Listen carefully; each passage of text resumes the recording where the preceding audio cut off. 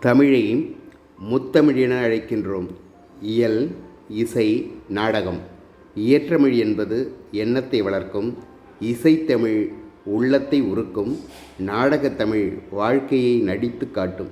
நமது நாட்டிற்கு செந்தமிழ் நாடு என பெயர் வைத்த மகாகவி பாரதியார் நாட்டிற்கு அடைமொழியாக நமது மொழியையும் செம்மையாக அமைத்தது வியப்புக்குரியது.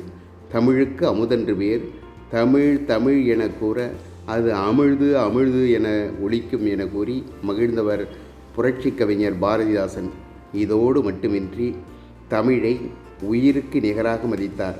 அப்படிப்பட்ட என் இனிய தமிழை பேசி வளர்க்காவிட்டாலும் அழித்தொழிக்க முற்படாமல் இருந்தால் சரி.